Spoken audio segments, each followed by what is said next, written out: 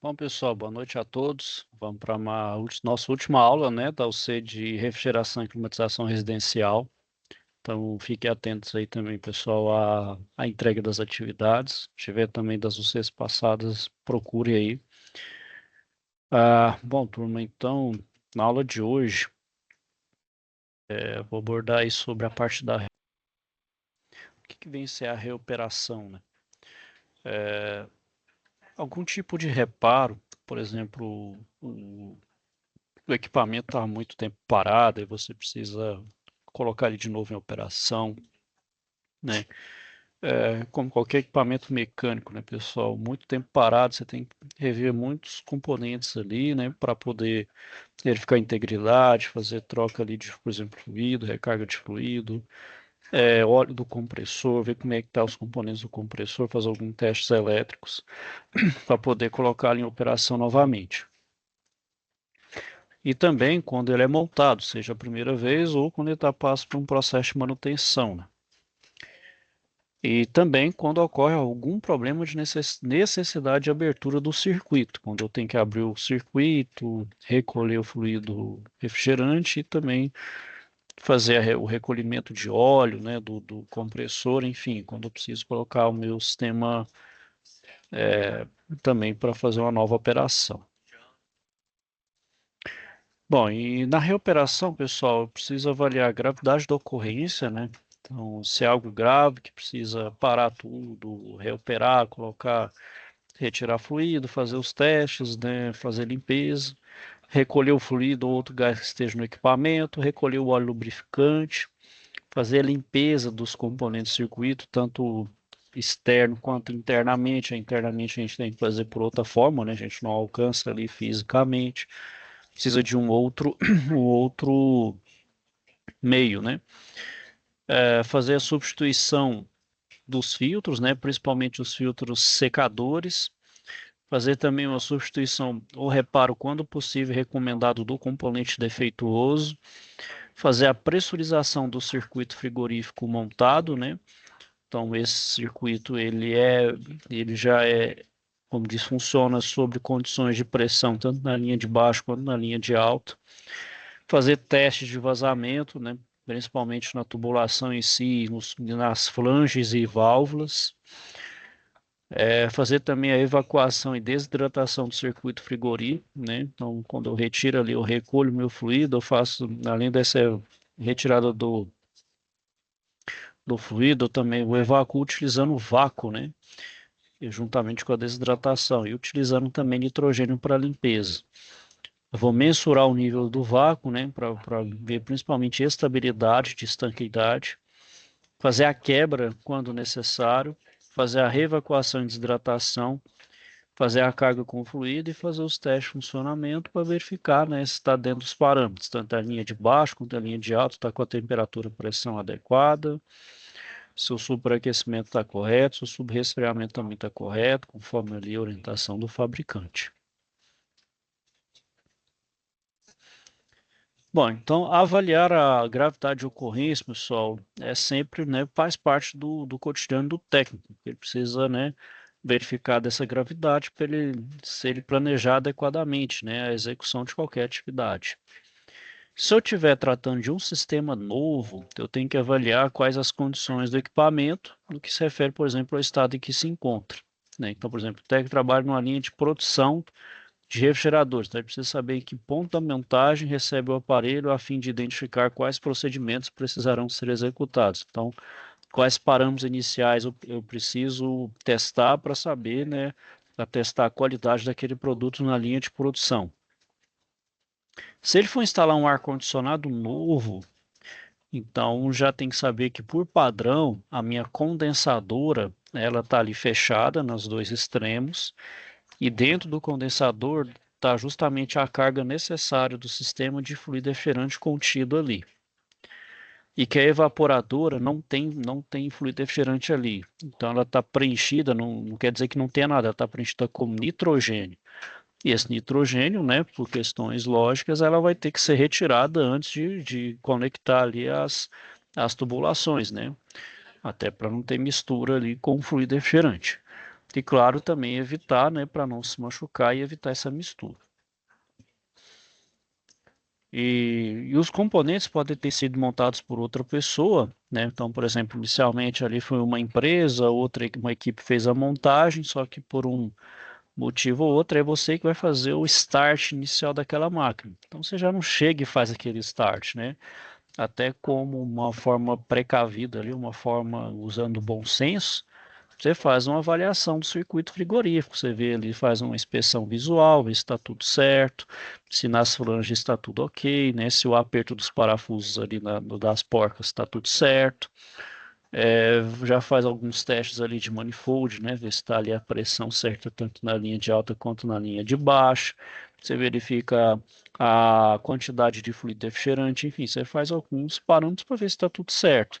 Aí sim você coloca o sistema para funcionar. Aí se tiver algum problema, aí você faz as devidas intervenções, mas nunca chegar e já dar o start de logo, de cara, né? A gente tem que usar sempre do bom senso.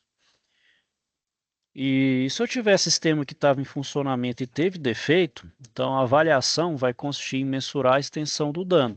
Então eu vou avaliar, né, quando ocorrer. Então, por exemplo, problemas. Posso ter problemas oriundos dos componentes que param de funcionar e que não traz qualquer complicação para o fluido refrigerante, ou seja, nem para o sistema. Por exemplo, as válvulas, ou a válvula não está ajustada corretamente, ou ela já está com defeito. Compressores que queimam. Então, vai ter situação em que o compressor queima o enrolamento elétrico, pode ser de forma gradual ou de uma vez. E essa queimadura do enrolamento, então esse enrolamento ele está lá dentro por exemplo, se for um compressor hermético, está lá dentro. Essa queimadura ali, essa temperatura aumentando ali repentinamente, ela passa para o fluido e para o óleo. Aí, nesse caso, são necessárias a limpeza de cada componente, né? Ou seja, eu preciso limpar. Se for um compressor hermético, tem que fazer a troca do compressor. Se for um compressor aberto ou semi-aberto, eu consigo fazer a limpeza, desmontagem e a limpeza. E substituir aquela parte que foi danificada. Além disso, retirar o óleo lubrificante e também fazer a recarga do fluido, né? Já que essa temperatura, ela altera toda a parte ali química, né? Química e física do meu fluido. Eu preciso fazer a recarga, né? Retirar esse fluido e colocar um novo ali. Pode ser também problemas de origem de situação acidental, né? Então, são situações ocasionadas ou não pelo usuário. Então, por exemplo, você pode ter uma furação sem querer da tubulação, você pode ter uma quebra parcial, então no transporte quebrou ali a parte da condensadora, do evaporador, ou até a ruptura completa da tubulação e você perde o fluido. Só que esse caso pode ser resolvido facilmente se você fizer logo após o acidente. Só que nem sempre isso que acontece, né? Se você é o próprio técnico, você consegue acudir rápido. Mas, claro, né, geralmente você é acionado como técnico, você não tem como chegar lá de repente, né? Passe de marcha ali, a não sei que seja ali uma pessoa bem próxima ali, numa mesma rua, até do lado, né? Então, perdeu o fluido. Aí, o que você tem que fazer? Primeiro fazer toda a inspeção, né? Fazer uma limpeza externa, verificar ali, usar um detector de fuga ali, né? Fazer um teste, ver onde está, se o fluido ainda está, se ainda tem restante fluido que está, vamos dizer assim, tendo fuga, né? Achou, você detecta mais ou menos onde é, já detecta ali e fecha as válvulas, depois faz o recolhimento certo, né? Sem retirar ali, sem liberar aquele restante do fluido para a atmosfera, tá, para uma questão ambiental. Faz a intervenção, né? Então, utiliza solda se for necessário, reaperta a válvula ou flange se for necessário, faz a limpeza, né? Faz a evacuação, faz a limpeza com nitrogênio, depois faz a recarga, né? Coloca o sistema para reoperar. E pode ter casos também que o reparo pode ficar até mais caro que um equipamento novo. Aí, por exemplo, nesse caso, né, se extrapola, dependendo ali do nível de dano ali, né, até questão de reposição de peças, pode ser com mão de obra, fica até muito mais caro. Melhor se comprar um aparelho totalmente novo, né? Aí, no caso, quando tem, nesse caso de aparelho novo, é quando também o desleixo por parte do usuário é muito grande, né? Realmente, pessoa que não tem zelo nenhum pelo equipamento. Aí pode ser o caso ali de você condenar totalmente o ar-condicionado.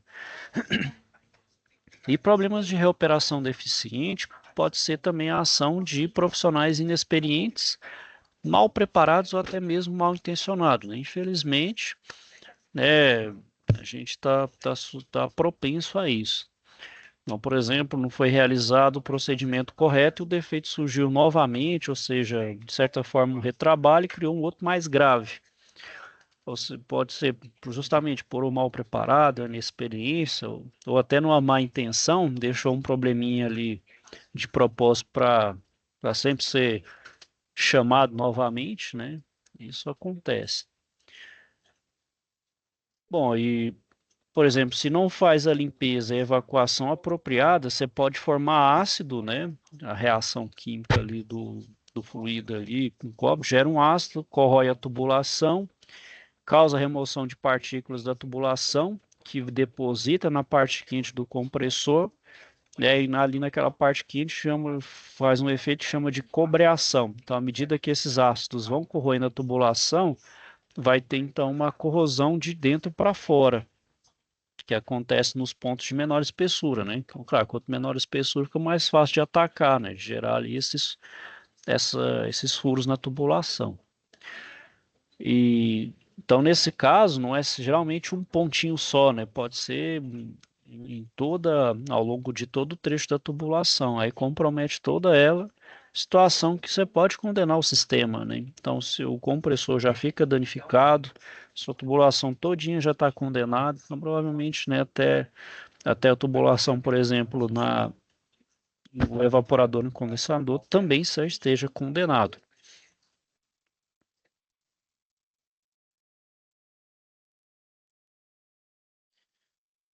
Bom, e além disso, né, eu vou fazer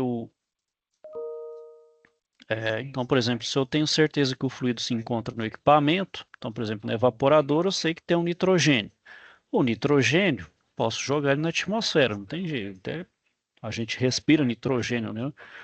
Na verdade, o nosso oxigênio que a gente respira na fração aqui é só 22%, né? O 78% é nitrogênio que a gente respira, né? Bom, então para demais casos é necessário recolher o fluido refrigerante, né, com o equipamento apropriado, né? Então, a recolhedora.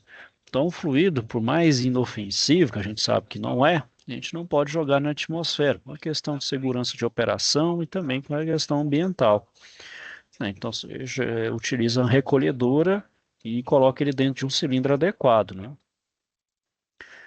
Principalmente nesses cilindros de recuperação. Pode ser que nesses fluidos aí passam por um centro de regeneração e esse fluido líquido, como diz, está apto para ser recarregado em um outro sistema, né? Eu posso, né, fazer esse recarregamento em um outro sistema. Bom, e também, pessoal, eu tenho que fazer uma variação cuidadosa do meu óleo lubrificante, né?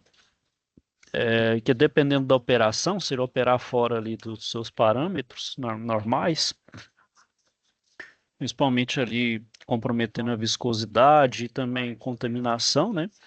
Compromete também o sistema que vai ser reparado. Então, muitas vezes o custo da substituição é bem menor do que uma nova visita em garantia, né? Para diagnosticar o serviço. Então, é necessário aí eu faço todo a arrumada aí o óleo, né? Para justamente não ter necessidade de um retrabalho. E da mesma forma com o óleo do fluido refrigerante, o óleo lubrificante também não pode ser descartado de qualquer forma. Ele é um resíduo perigoso, né, principalmente para o meio ambiente. Então também tem que ser condicionado em tambores especiais e enviado também para coleta, que faz a sua destinação correta. Bom, e sobre a limpeza dos circuitos, dos componentes do circuito frigorífico, aqui está falando, né, pessoal, do R-141B. Até um tempo atrás se utilizava esse fluido refrigerante como diz assim, um bom limpador, né, um bom ali agente de limpeza do sistema. Só que descobriu que ele tem uma grande potencial de agressão a efeito estufa, né? Então ele tem um potencial de efeito estufa muito grande. Então recomendou então a partir de então de não utilizar mais o R141B como limpeza, porque estava acontecendo também do pessoal jogar muito na própria natureza, jogar fora, não recolher adequadamente. Ah, já que ele faz a limpeza, de certa forma ele é inofensivo, e já sabe que ele não é. Então o que que eles fizeram? Como recomendação, não utilizar mais o R141B, apenas utilizar o vácuo e o nitrogênio para fazer a limpeza do sistema, né? O R141B, ele tinha uma boa propriedade, então ele conseguia remover resíduo de carbonização, principalmente na queima de compressor ali, ele é muito bom para limpar essa carbonização. Ele tem uma boa propriedade desengraxante do fluido, né? Ou seja, ele consegue retirar até óleo. Então, ele ocorre remoção de filme, né, do óleo lubrificante. Então, ele também tem, ele tem essa propriedade, né? Então, é por isso aí que ele foi até em desuso, mas nem por causa disso, mas por questão mesmo de agressão a efeito estufa, né? Como um gás ali potencial de efeito estufa. E para os sistemas maiores que os refrigeradores e condicionadores que a gente tem na residência, também é recomendada a instalação temporária de um filtro de limpeza, né? Então, por exemplo, o meu compressor passou por uma queima severa, pode, por mais que eu faça a limpeza ali adequada, pode ter ali resquícios, né? Restos de queima, de particulados ali que se soltam, né? Devido a essa queima, né? Severa do compressor. Então, nesse caso, o que que eu instalo? Um filtro de limpeza para reter, né? Se estiver circulando ali dentro do sistema, eu consigo reter, né? Eu consigo reter e consigo limpar. De certa forma, eu retiro esses particulados ali que foi oriundos de uma queima severa de compressor. Então, de certa forma, eu eles retêm esses resíduos que têm ficado no sistema, mesmo após a limpeza, que chega ao novo compressor, né? Bom, então, por exemplo, algum desses modelos vai ter a alumina. Essa alumina é liberada a fim de neutralizar, por exemplo, a composição ácida do fluido refrigerante, né? Que alguns fluidos têm essa característica de ácido. Então, a alumina vai ser uma espécie de neutralizante, né? Um neutralizador aí dessa característica ácida, né? Bom, e os filtros também, né, pessoal, precisam ser devidamente trocados. Então, por exemplo, o filtro secador, né, preciso fazer a substituição também periodicamente. E o filtro secador ele vai ter um elemento higroscópico, né? Então, que ele vai justamente fazer o quê? Atrair umidade. Então, por mais que eu faça a limpeza, retire ali, tem um resquício de umidade que fica. Então, para uma forma redundante de segurança, posso colocar ali um filtro secador, né? Que é a sílica gel. A sílica gel, o que que ela é? Ela atrai a umidade. Então, ela não deixa, por exemplo, a umidade ir ali, né? Que, por exemplo, no tubo capilar, que é bem fininho, pode chegar um momento ali que congela, essa umidade congela, gera um gelo e top. E sem falar também que a água, ela é um líquido incompressível, né? Ela não tem compressibilidade. Então, ela chega ali no compressor, é problema. Se já é problema meu fluido no estado líquido, a água então nem se fala, né? Então eu tenho que evitar essa umidade dentro do meu sistema, né? Ah, bom, então, por exemplo, nos aparelhos de ar-condicionados mais antigos, o filtro não tinha esse elemento secante. Então eu só tinha no máximo ali uma tela para retenção de impureza, então não se preocupava com a umidade. Então, eles viram que a umidade ela tem esse poder também de estragar, né, de danificar. Então eu também utiliza um filtro secante para poder reter essa umidade no sistema. Bom, então quando a gente está tratando de um ciclo frigorífico, os componentes que são defeituosos, né, qualquer um que seja filtro, evaporador, condensador e o próprio compressor, né, tem que ser substituído por um outro novo, né, e claro, ou se não for o mesmo, de característica ou de funcionamento muito parecido, né?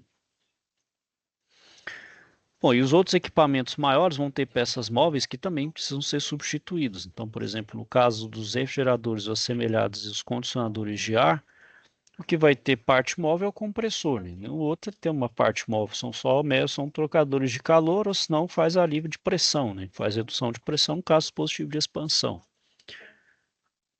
Então vão ter empresas que vão abrir a carcaça do compressor e substituir a peça desgastada. Isso é um compressor hermético, né? E porém a garantia de trabalho é muito curta, né? Então, por falando, você pode até abrir, tirar aquele cordão de solda que é ali do compressor hermético. Troca a peça, porém a garantia é curta. Porém, porque você pode tentar reproduzir a mesma solda com a mesma qualidade. Porém, você não vai ter a garantia da hermeticidade dentro do sistema totalmente fechado. Aí você vai ter uma peça ali que já vai ter uma vida útil muito encurtada, né? Então, por exemplo, utilizar compressores herméticos recondicionados é considerado aí uma prática ruim, né? Então, se dá para fazer no compressor hermético, é fazer uma troca de óleo ali, se retirar nele, por exemplo, do sistema, deixar ali drenar o óleo e colocar um novo. Porém, trocar uma peça, ou seja, se abrir, colocar uma peça nova e recondicionar ali, não é uma boa prática, né? E também é mal vista, principalmente em função do histórico de problema. Então, pode até funcionar por um tempo, mas logo ele vai vir outros problemas, porque a característica desse compressor é ser totalmente fechado, está totalmente isento ali de qualquer coisa de agente externo, né? De particulado, qualquer outra coisa ali. Então, essa hermeticidade que assegura, por exemplo, a vida longa, né? A vida mais prolongada desse tipo de compressor.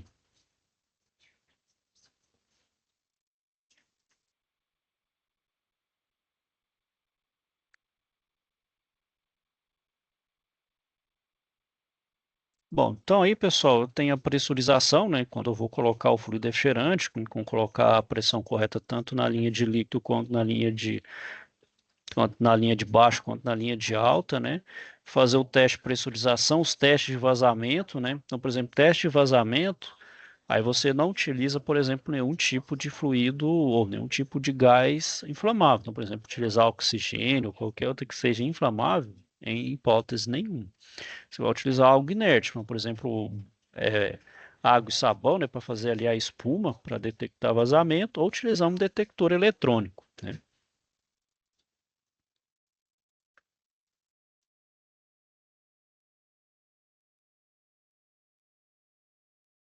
Bom, sobre a evacuação e a desidratação do circuito, né?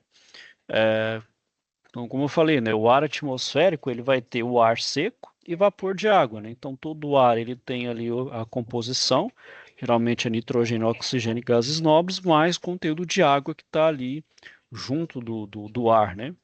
Que a gente fala que é a umidade, né? Pode ser ela absoluta ou relativa. Geralmente a gente mede ela pela a umidade relativa, né?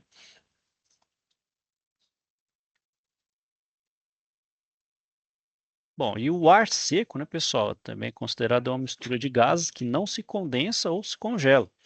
Então, a gente chama de gases incondensáveis. Então, é um outro tipo de gás ali que precisa também ser retirado do meu sistema. Tem que ter apenas um fluido refrigerante. Então, por exemplo, já estão no estado gasoso. Então, por exemplo, o oxigênio, nitrogênio e os gases nobres, então eles não absorvem calor e são inúteis para geração de frio. Então, eles atrapalham totalmente o rendimento do sistema. Então, eu preciso retirá-los a todo custo. Isso eu vou fazer através da bomba de vácuo ali, através da desidratação e também da própria aplicação do nitrogênio. E depois eu retiro esse nitrogênio para depois fazer a recarga, né?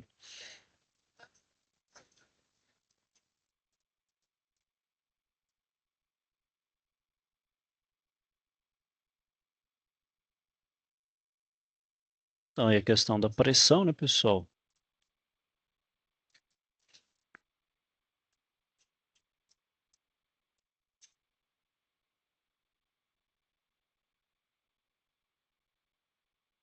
Bom, então o vácuo, né, pessoal, é uma forma de fazer a limpeza, então de retirar principalmente particulados, gases incondensáveis e umidade, né? E também para manter ali a minha pressão, né? Para, de certa forma, detectar vazamento no sistema. Então, geralmente, né, no sistema aí split, a gente faz ali um vácuo de 500 micrômetros, né? A gente tem o manifold, né, da linha de alta e da linha de baixo. com a escala tanto de temperatura e também de pressão, né? Então, aqui a linha preta é pressão e aqui é a escala de temperatura. Então, para cada fluido aqui eu vou ter uma temperatura aí de trabalho, né? Bom, geralmente, né, pessoal, fala aí que o vácuo tem que ser deixado aí por um tempo, fala assim 10 horas, nem sempre isso é viável, né? Do ponto de vista aí prático, a gente tem, né, normalmente tem uma fila ali de clientes a serem atendidos, meio difícil a gente conseguir esse vácuo por muito tempo, mas a um tempo extrapolado, vendo que não tem nenhum problema, considera-se que o sistema está estanque, aí você faz a retirada ali, né, faz depois uma limpeza com nitrogênio, retira o nitrogênio e faz a recarga, né? Aí a gente utiliza o vacuômetro.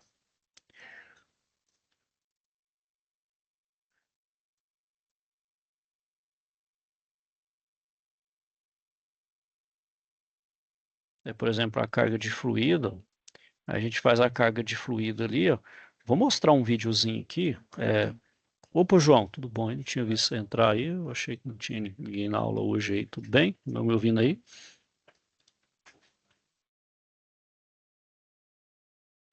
Vou pegar um videozinho aqui onde tem, por exemplo, um processo de troca de compressor que faz todos esses processos também de recolher, depois recolher, retirar o compressor e colocar aí um novo, né? A gente fez uma simulação aqui na nossa unidade aqui em Goiânia. Vou achar ele aqui rapidinho.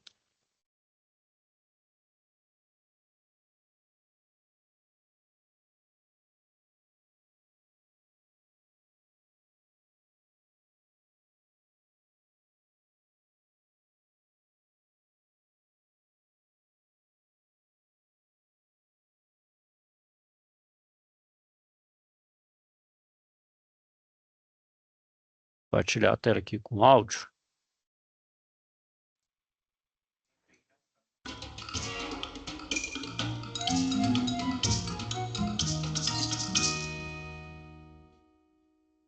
Processo de troca de compressor e demonstração da abrasagem. Para realizar a troca de um compressor, é necessário realizar o recolhimento do fluido refrigerante do sistema. Primeiro, recolher todo o fluido refrigerante presente na tubulação e na evaporadora na condensadora, através da válvula de serviço. Fechada a válvula de serviço, desconectar as tubulações na condensadora e preparar para recolher o fluido refrigerante contido na condensadora. Para este procedimento, será necessário um manifold, analógico ou digital, uma estação recolhedora e um cilindro apropriado para armazenar o fluido recolhido. Realizar as conexões entre a válvula de serviço, a estação recolhedora e o recipiente.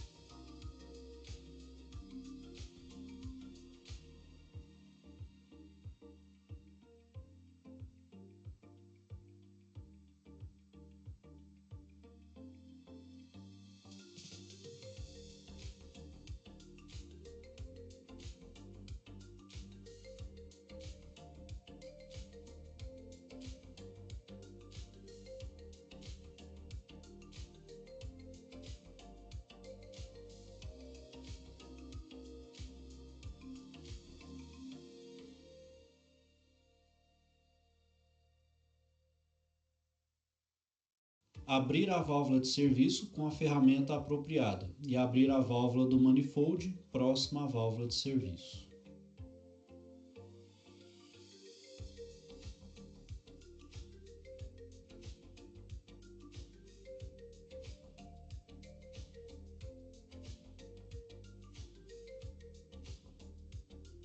Acionar a válvula do manifold, depois acionar a chave amarela da recolhedora na posição Purge, purga, e depois a chave vermelha, onde o fluido será direcionado para o cilindro. A chave azul também deverá estar aberta. É referente da tubulação azul que sai da válvula de serviço da condensadora para a recolhedora.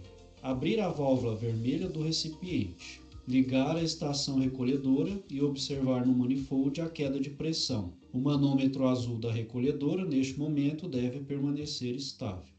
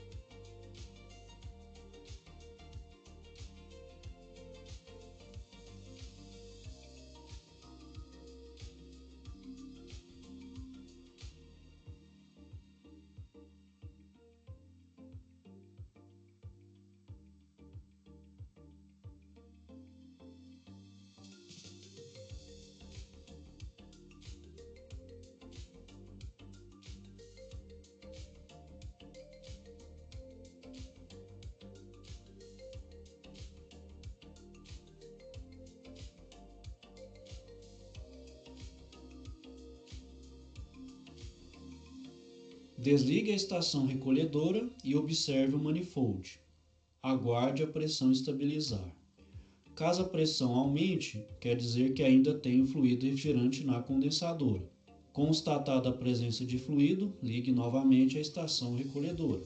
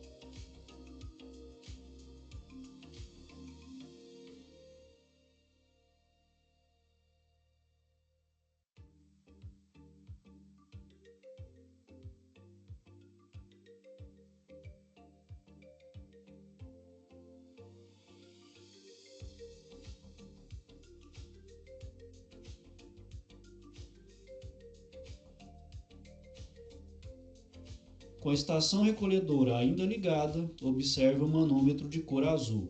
Caso o indicador esteja na faixa verde, quer dizer que está em vácuo e assim pode desligar a estação recolhedora. Observar no manifold a pressão negativa, que indica vácuo no sistema.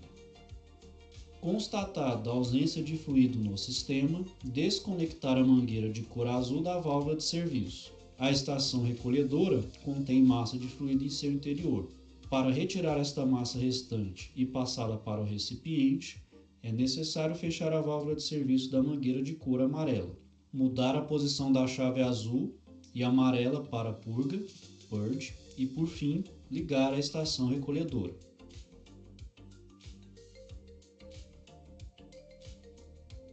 Quando o manômetro azul indicar zero, desligar a estação e fechar o registro de cor vermelha e o registro vermelho do cilindro.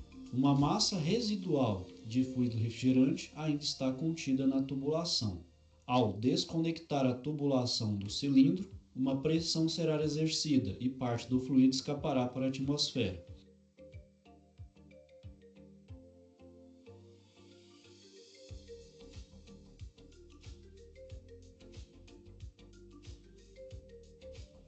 Realizar a desmontagem dos tubos, da estação recolhedora e do manifold.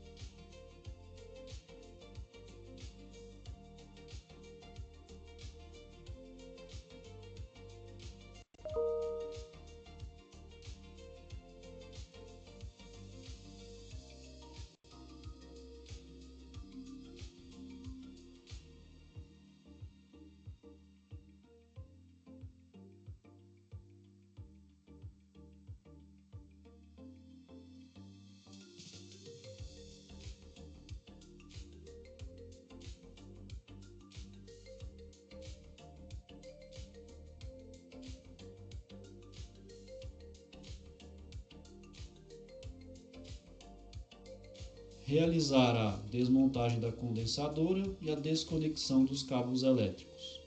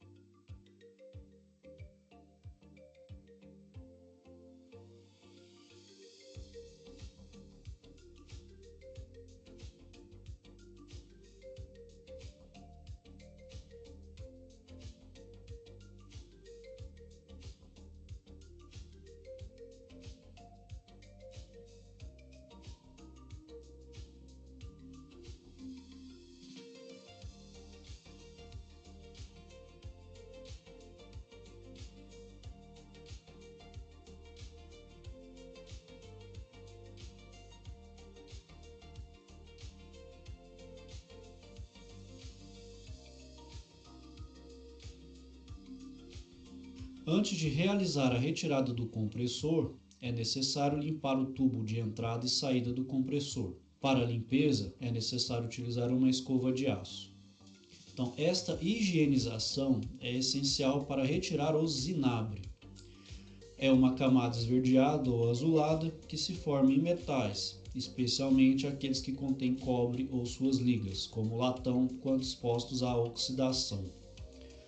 Quando não se retira este composto químico, ele gera porosidade no processo de solda, além de estar presente dentro da tubulação.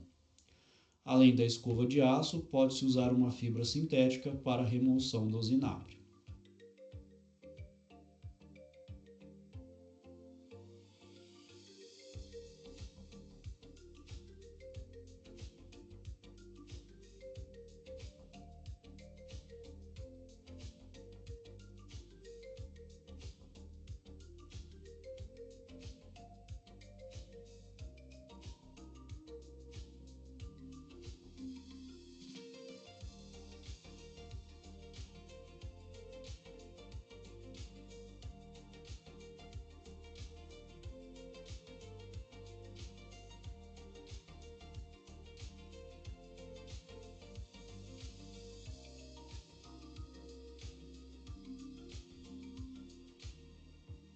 Retirar os parafusos de fixação da base do compressor na condensadora.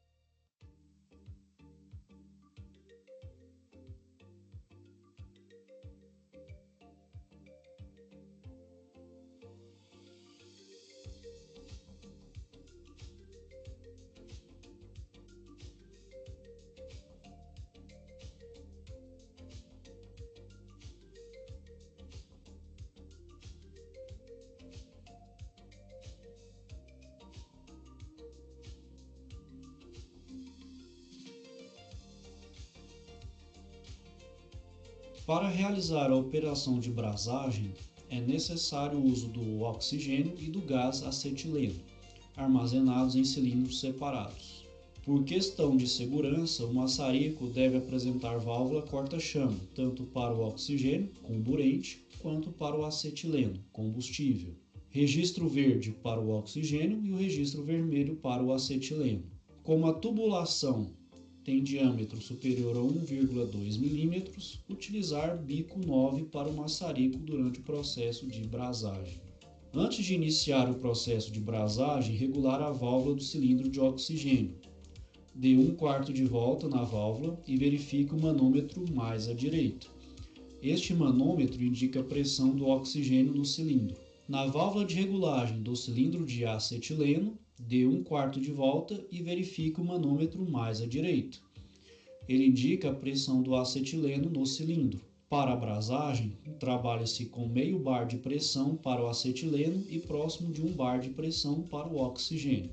Para ajustar as respectivas pressões, basta girar o regulador em sentido anti-horário.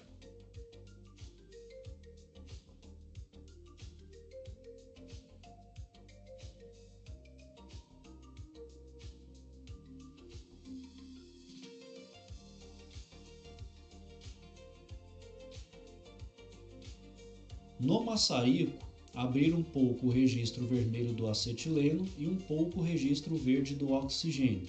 Utilizar uma fonte de ignição para gerar a chama. Regular a quantidade de acetileno e oxigênio até formar uma chama redutora, quando tem uma menor proporção de oxigênio em relação ao acetileno.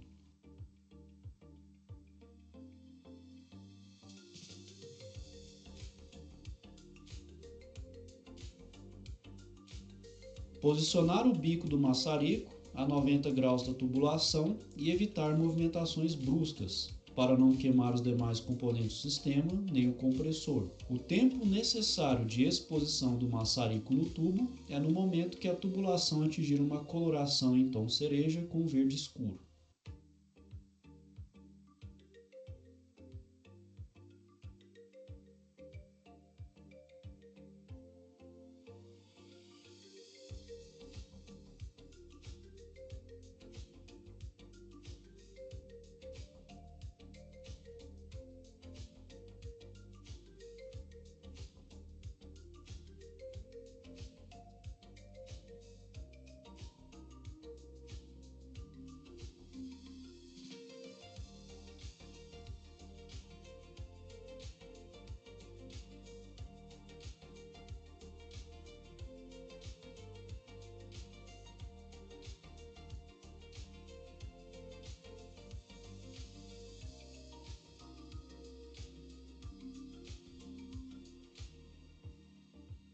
Realizada a brasagem para a retirada da tubulação, é necessário fechar o maçarico.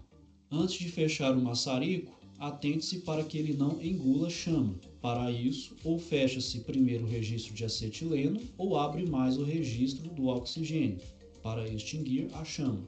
Neste caso, abriu mais o registro de oxigênio e extingue-se a chama. Depois, fecha-se ambos os registros.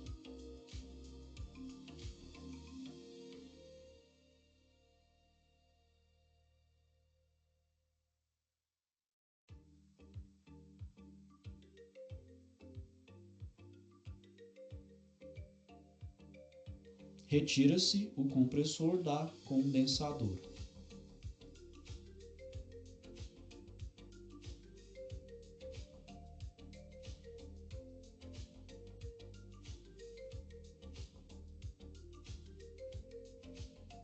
Inicia-se o processo de remontagem do compressor na condensadora.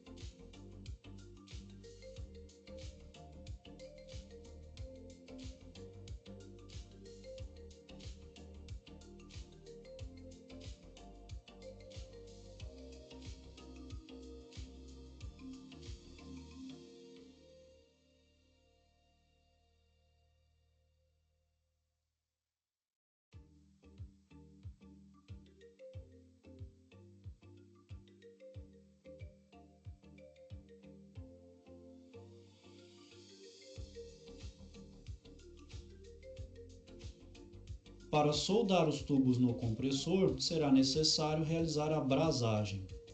O procedimento é o mesmo da retirada dos tubos. A diferença é que agora utiliza-se o material de solda, no caso uma vareta de cobre ou chamado Foscopper, que é o cobre revestido de fósforo. O fósforo é utilizado para a proteção da solda, impedindo a adição de escória na solda.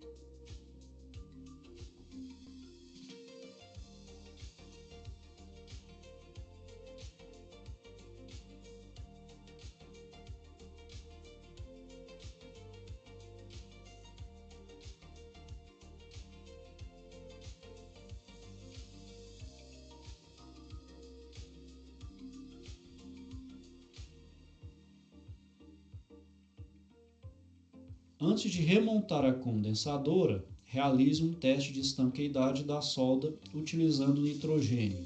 O nitrogênio é o gás mais indicado, pois ele é inerte, não inflamável e limpa a tubulação, retirando impurezas no interior da tubulação. Para realizar o teste, ligue o manifold, a válvula de serviço da condensadora e a tubulação preta entre o cilindro de nitrogênio e o manifold. Regule a válvula de pressão do nitrogênio para o sistema em 200 psi. Acione a válvula vermelha do manifold. Monitore a pressão por alguns instantes. Se a pressão mantiver constante, minha tubulação está estanque. Caso contrário, indica algum vazamento.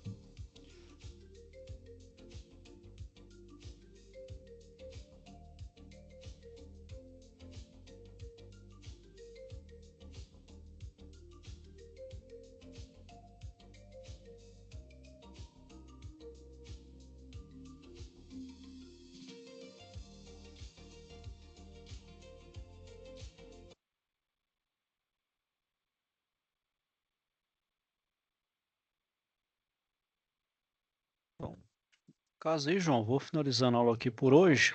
Aí, no caso, é só para fazer o teste de estanqueidade. Se está estanque, beleza. Se não, aí refaz o procedimento de solda e depois faz a montagem, também faz a limpeza com nitrogênio. Aí é o processo que a gente viu aí antes, ok? Aí você tem alguma dúvida, João? Questionamento?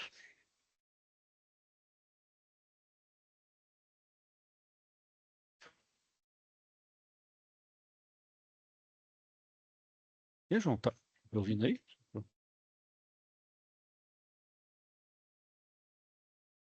Bom, então, João, vou finalizando aqui por hoje. Se tiver, então, alguma dúvida, questionamento, me procure, tá bom? Se estiver devendo alguma atividade dessa ou sei das passadas, faça ela aí, tá bom? E se tiver algo novo, você me procura também, tá bom? Tô aqui para ajudar vocês no que for necessário aí, no que for disponível, tiver disponível aí, ao alcance. Vou desejar a você, então, João, uma boa noite, ok? Fique com Deus e até a próxima semana aí.